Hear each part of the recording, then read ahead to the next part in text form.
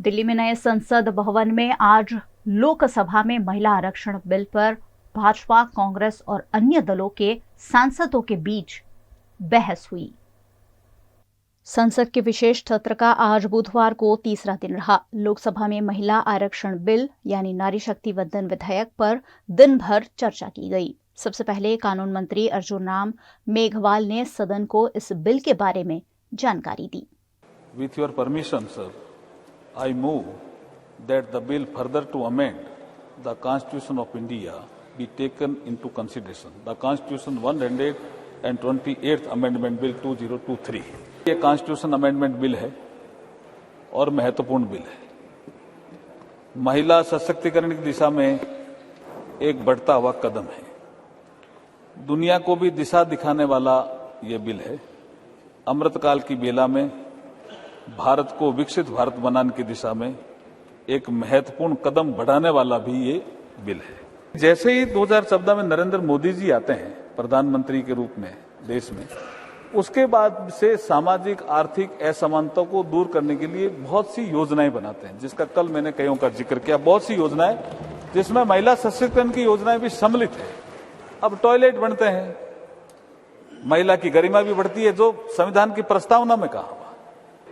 आज के इस बिल से महिलाओं की प्रतिष्ठा तो बढ़ेगी, अवसर की समानता भी बढ़ेगी, महिलाओं को रिप्रेजेंटेशन मिलेगा।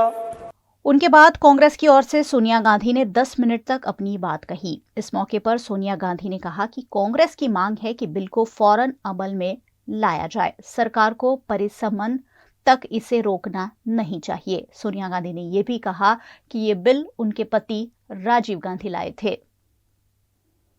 इंदिरा गांधी जी का व्यक्तित्व इस सिलसिले में एक बहुत ही रोशन और जिंदा मिसाल है। अध्यक्ष महोदय, खुद मेरी जिंदगी का यह बहुत मार्मिक क्षण है। पहली दफा स्थानीय निकायों में स्त्री की भागीदारी तय करने वाला संविधान संशोधन मेरे जीवन साथी राजीव गांधी जी ही लाए थे। उन्होंने लाए थे जो राज्यसभा में 7 वोटों से गिर गया था। बाद में प्रधानमंत्री पीवी नरसिम्हा राव जी के नेतृत्व में कांग्रेस सरकार ने ही उसे पारित कराया।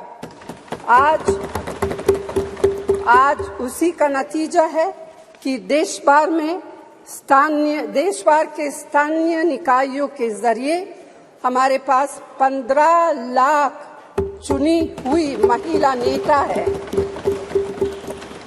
राजीव गांधी जी का सपना अभी तक आधा ही पूरा हुआ है। इस बिल के पारित होने के साथ ही वह पूरा होगा। भारतीय राष्ट्रीय कांग्रेस की मांग है कि यह बिल फौरन अमल में लाया जाए। एनसीपी की सांसद सुप्रिया सुले और समाजवादी पार्टी की सांसद डिंपल यादव ने भी बिल में ओबीसी महिलाओं को आरक्षण देने की बात कही। सुप्रिया ने कहा कि सरकार बड़ा दल करके बिल में एससी, एसटी और ओबीसी महिलाओं के लिए आरक्षण की व्यवस्था करे। एसटी, एससी, ओबीसी का अभी मांग करेंगे, क्यों नहीं मांग करेंगे? सरकार से हम लोग ऑपोजिशन मांग नहीं करेगी तो कौन करेगा? And why not? This is a great golden opportunity on 303, दे दीजिए, nothing wrong. So why is it that we are only asking for something? बड़ा दिल करके आप ST, SC, OBC, let's make a constitutional amendment. It's a special session. Let's send a message to this nation that we are committed to ST, SC and OBC. वहीं SP सांसद डिंपल यादव ने कहा कि bill में ओबीसी और अल्पसंख्यक महिलाओं को भी आरक्षण मिलना चाहिए। जब यह 10 वर्ष पूरे होने जा रहे हैं सरकार को, तो महिलाओं की याद आई है। अब सर, मेरा यह सवाल है कि आने वाले चुनाव में यह लागू हो पाएगा कि नहीं लागू हो पाएगा, और जो विधानसभा के भी चुनाव होने जा रहे हैं, जो 5 राज्यों में होने जा रहे हैं, उसमें यह लागू हो पाएगा कि नहीं हो पाएगा, यह महिला विधेयक बिल। सर, सवाल यह भी है कि जनगणना कब होगी, और यह सवाल इसके साथ यह भी है कि यह सरकार जातिगत जनगणना कराएगी या नहीं कराएगी। इसी के साथ सर सवाल यह भी है कि परिसीमन कब होगा, और परिसीमन के आधार पर ही आरक्षण महिलाओं को मिला जाएगा। वहीं भाजपा के सांसद निशिकांत दुबे ने इस पर कहा कि ये सिर्फ प्रधानमंत्री मोदी का बिल है, जिसका गोल हो उसी का नाम आना चाहिए। हमारे प्रधानमंत्री और हमारी पार्टी ये बिल लेकर आई है तो विपक्ष के पेट में दर्द हो रहा है। क्योंकि कांग्रेस की गलतफहमी है, गलती है सर, और ये जितने अपोजिशन के लोग हैं वो इतने वर्षों तक इस बिल को लेकर नहीं आए। हमारे माननीय प्रधानमंत्री जी ने ये नैतिक साहस दिखाया, हमारी पार्टी ने ये नैतिक साहस दिखाया।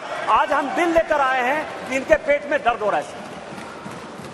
हम वर्षों से सुनते रहे सर कि जननी जन्मभूमिश्च स्वर्गादपि गरीयसी यत्र नार्यस्तु पूज्यन्ते रमन्ते तत्र देवता। लेकिन क्या हुआ? इस देश में महिलाएं स्कूल एजुकेशन के लिए परेशान थी। जब तक माननीय अटल बिहारी वाजपेयी जी की सरकार नहीं आई, सर्व शिक्षा अभियान इस देश में नहीं आया, महिलाओं का जो है शिक्षा का लेवल नहीं बढ़ पाया सर। महिलाएं यदि बच्चियां स्कूल जाती थी तो उनको जो है खाना बनाकर जाना पड़ता था सर। और इसको जब हमारे प्रधानमंत्री जी ने देखा तो मिड डे मील स्कीम जब तक कि सरकारी स्कूलों में लागू नहीं हुआ तब तक महिलाओं की संख्या, बच्चियों की संख्या नहीं बढ़ी सर।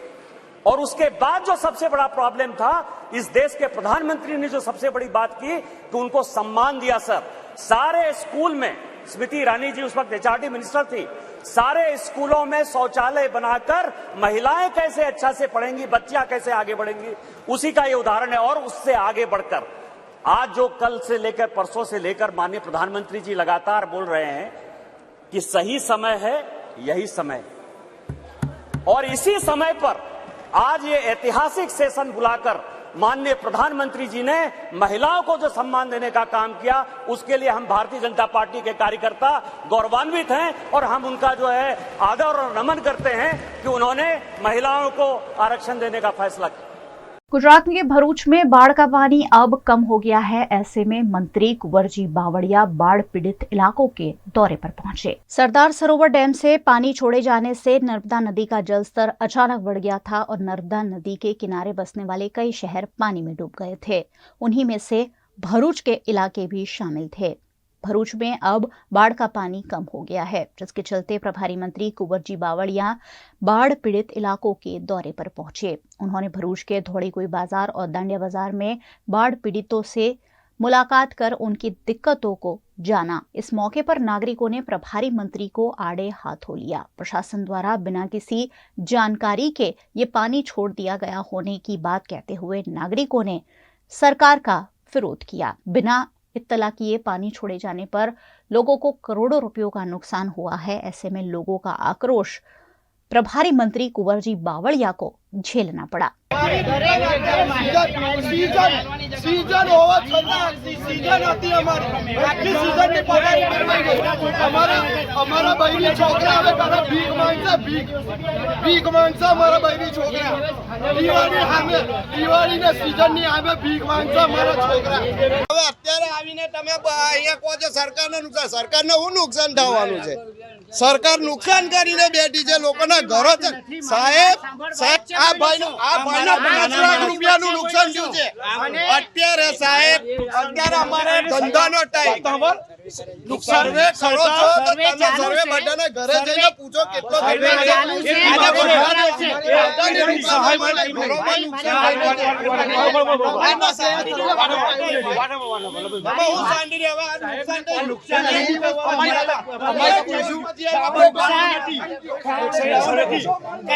નગરપાલિકા આવ્યું કે ભાઈ અમને 5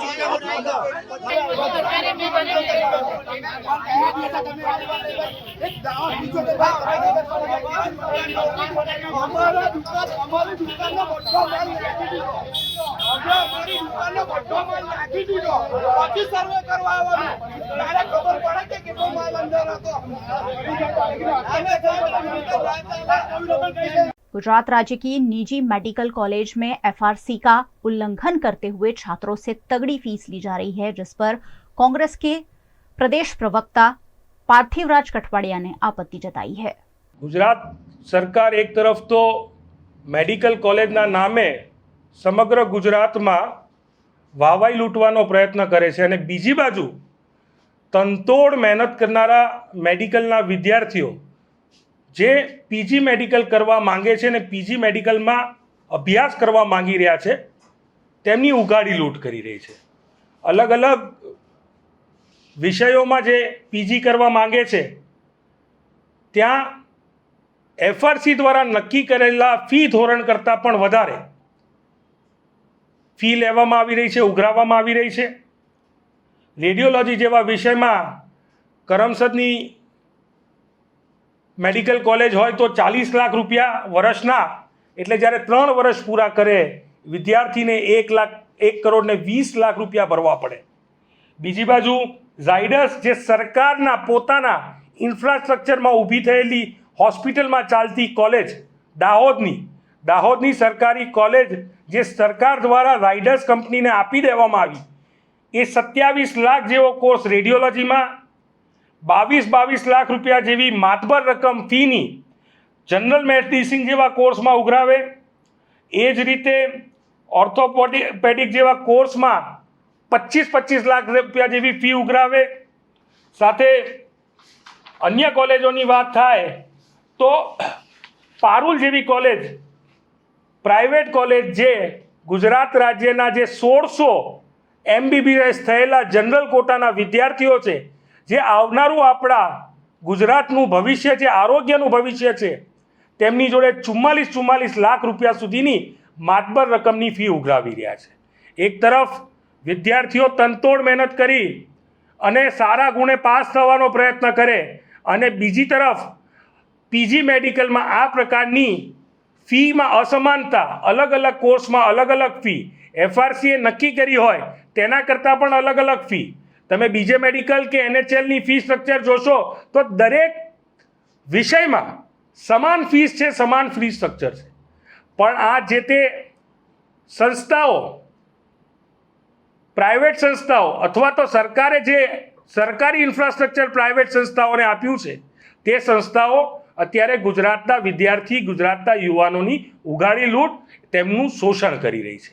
એક તરફ સરકાર પોતાના એફઆરસીના ઓર્ડરમાં લખે કે કોઈ પણ વિદ્યાર્થી જોડે સિક્યોરિટી કોઈ પણ પ્રકારની નહીં લેવામાં આવે, અને બીજી બાજુ મેડિકલ એડમિશનના પોતાના જ પોર્ટલ ઉપર લખ્યું હોય કે કોઈક કોલેજમાં 60,000, ક્યાંક 84,000, આમ અલગ અલગ વિદ્યાર્થીઓ જોડેથી ડિપોઝિટ ઉઘરાવવાનું કામ એ ભારતીય જનતા પાર્ટીની આંખ નીચે આ સરકાર હેઠળ ક્યાંક ને ક્યાંક સરકારના નામે પીજી एजुकेशन, मेडिकल एजुकेशन में થઈ રહ્યું છે.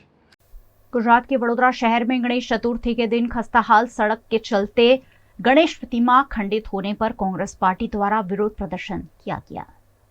गुजरात के वडोदरा शहर की सड़कें मानसून के चलते कई जगह खस्ताहाल हो चली है, जिसके चलते कल गणेश चतुर्थी पर निकाली गई आगमन यात्राओं में भी काफी दिक्कतें आई.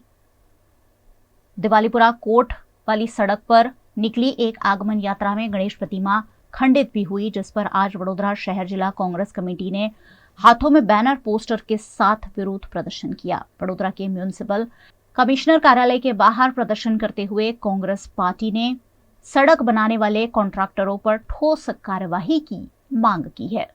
नामे भ्रष्टाचार बंद करो, बंद करो, बंद करो. हिंदू देवी देवताओं अपमान बंद करो, बंद करो, बंद करो. हाय रे भाजप, हाय हाय. हाय रे मेयर, हाय हाय. हाय रे मेयर, हाय हाय. हाय रे कमिश्नर, हाय हाय.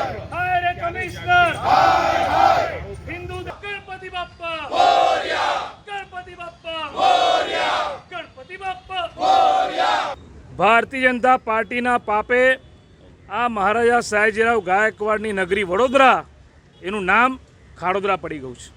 રોડ પર ખાડા છે કે ખાડાવાળા રોડ, કારણ કે કરોડોના કામ થાય આ વડોદરા શહેરમાં, કરોડો રૂપિયાના રોડ બને, રસ્તા બને, પણ એ રોડ રસ્તામાં જે ભ્રષ્ટાચાર અને ભ્રષ્ટાચારીઓને સજા ના થાય, એ રોડના કોન્ટ્રાક્ટર જેને ખાડા કર્યા, જેના લીધે મૂર્તિ ખંડિત થઈ, એ બ્લેક લિસ્ટેડ ના થાય, એની સામે કોઈ પગલાં લેવામાં ના આવે, કોઈ પોલીસ કેસ ના થાય. સામાન્ય પ્રજા તો રોડ રસ્તા પર જાય છે ત્યારે એને તો નુકસાન થાય છે, વાગે છે, પણ ભગવાન ગણપતિને પણ આ ભાજપના રાજમાં છોડ્યા નથી. માત્ર ગઈકાલે દિવાળીપુરા જે કોર્ટની બહાર જે ઘટના બની એની વાત નથી કરતો, એ તો છે જ. એની સાથે સાથે આ વડોદરા શહેર, તો વિચાર કરો કે આપણા વડોદરામાં મોટી સંખ્યામાં ગણપતિના યુવક મંડળો જે ગણેશજીના સ્થાપના કરતા હોય છે, કેટલી મહેનત કરે, દિવસ રાત મહેનત કરે. એ યુવક મંડળો ડેકોરેશન માટે દિવસ રાત મહેનત કરે, એ મૂર્તિ બને, એમનું ત્યાં ગણપતિનું ડેકોરેશન થાય. આપણા વડોદરા શહેરમાં મોટાભાગના ઘરે ઘરે ગણપતિ આવે છે. બધાના ઘરે ગણપતિ જ્યારે આપણે આગમન યાત્રા કરતા હોઈએ, આગમન કરતા હોઈએ, પહેલાં આપણે ઘરને સુશોભિત કરીએ, ડેકોરેશન કરીએ. વડોદરામાં થાય ક્યારે થાય? વડોદરામાં જ્યારે મુખ્યમંત્રી આવવાનો હોય ત્યારે રાતોરાત રોડ બની જાય, રાતોરાત કાર્પેટિંગ થઈ જાય. પ્રધાનમંત્રી આવવાનો હોય, ભાજપનો કોઈ મોટો નેતા આવવાનો હોય, એમના પ્રમુખ આવવાનો હોય તો રાતોરાત રોડ બની જાય. કેમ કે અમારા મુખ્યમંત્રીને ગાડીમાં બેઠા બેઠા એક ઝર્ક ના આવવો જોઈએ. પણ ભગવાન શ્રી ગણેશની મૂર્તિ ખંડિત થાય એનું અપમાન એ લોકો સહન કરી રહ્યા છે. આજે કોંગ્રેસ પક્ષ કદાચ જો સત્તામાં હોત અને આવા બનાવ બન્યા હોત તો આ બીજેપીના નેતાઓ બહાર નીકળ્યા હોત હિન્દુત્વ કરી, તો ભગવાન શ્રી ગણેશની મૂર્તિ ખંડિત થઈ જાય, હિન્દુત્વનું અપમાન થયું છે. સનાતન ધર્મની વાતો કરો છો, હમણાં જ પેટમાં પ્રદેશ પ્રમુખ ખાઈને ગયા, સનાતન ધર્મને હિન્દુત્વની પાઠ શીખવાડે છે. આવું સનાતન ધર્મ આવું કહે છે? શું આ મૂર્તિ ખંડિત થાય છે એ અપમાન નથી હિન્દુત્વનું? એ અપમાન નથી સનાતન ધર્મનું? મુખ્યમંત્રીને ઝર્ક ના આવવો જોઈએ, એના માટે રોડ બની જાય. ભગવાન શ્રી ગણેશની મૂર્તિ ખંડિત થાય એના માટે રોડ ના બને. જવાબદાર છે આ વડોદરા શહેરના જેટલા પણ રોડ રસ્તાના તમામ કોન્ટ્રાક્ટરો. વર્ષોથી આ લોકો કામ કરે છે, વર્ષોથી ભ્રષ્ટાચાર થાય છે. ભાજપના મારો જાહેરમાં આક્ષેપ છે, ભારતીય જનતા પાર્ટીને આ રોડ રસ્તાના કોન્ટ્રાક્ટરો ફંડિંગ કરે છે, પ્રત્યક્ષ ને પરોક્ષ રીતે મદદ કરે છે. માટે આ લોકો એમની સામે આંખ આડા કાન કરે છે. મ્યુનિસિપલ કમિશનને આજે ચેતવણી આપવાના છે અને વડોદરાના મેયરને પણ કહીએ છીએ કે આંદોલન કરીશું. આવેદનપત્રથી સંતુષ્ટિ નહીં થાય, આમાં જો એક્શન નહીં લેવાય, ખરેખર તો આ બેદરકારી માટે पुलिस गुनो दाखिल થવો જોઈએ, કારણ કે આ એક क्राइम છે. गुजरात की राजधानी गांधीनगर की सरकारी आर्ट्स कॉलेज में यूथ फेस्टिवल के नाम पर प्रोफेसरों के नदारद रहने पर छात्रों ने आपत्ति जताई.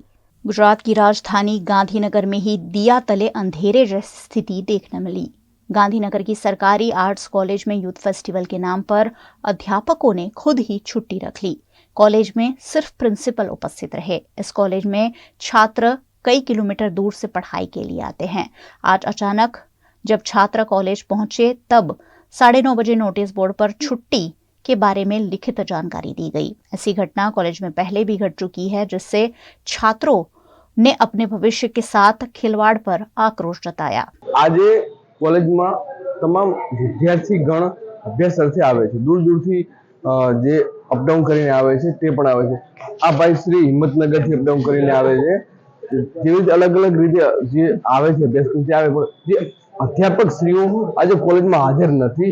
એક પણ અધ્યાપક આજે કોલેજમાં લેક્ચર લેવા અર્થે આવેલ નથી. અને જ્યારે પ્રિન્સિપાલને મેં પૂછવા ગયા કે મેમ શા માટે અધ્યાપક શ્રીઓ નથી, ત્યારે પ્રિન્સિપાલ દ્વારા અમને એવું જણાવવામાં આવ્યું કે ભાઈ મેં કોઈ રજા ડિક્લેર નથી કરી. તેમ છતાં અધ્યાપકો પોતાના દ્વારા સ્વયંભૂ રજા રાખી છે. તો આવી રીતે શિક્ષણ કાર્ય અમે સરકારી કોલેજમાં જે આપણે મધ્યમ વર્ગીય સ્ટુડન્ટો અભ્યાસ કરતા હોય છે અને આવું પહેલી ફેર નથી થયું, વારંવાર થાય છે. તો આવી સરકારી તંત્ર એક કઈ દિશામાં આગળ વધી રહ્યું છે? જ્યારે સરકાર દ્વારા મોટી મોટી વાતો કરવામાં આવે છે કે શિક્ષણ આમ ને એવું બધું, તો સરકારી કોલેજોમાં જ આવી હાલત છે. તો આ મુદ્દો ધ્યાને લેવો જોઈએ અને યોગ્ય કાર્યવાહી થવી જોઈએ. વિદ્યાર્થીઓની વાત સાચી છે, કોઈ પણ રજા જાહેર કરવામાં નથી આવી, પણ યુનિવર્સિટી દ્વારા મોડી રાત્રે રજા જાહેર કરવામાં આવી હતી અને કદાચ પરિપત્ર રૂપે અમારા સુધી નથી આવ્યું એટલે જાહેર કરવામાં નથી આવી. એટલે કમ્યુનિકેશનના અભાવે કદાચ આ સ્થિતિ સર્જાઈ છે. અધ્યાપકો હાજર નથી, પણ વિદ્યાર્થીઓને હમણાં જાણ કરી દેવામાં આવી છે કે શૈક્ષણિક સ્ટાફના અભાવે આજે રજા રહેશે, શૈક્ષણિક કાર્ય નહીં થઈ શકે.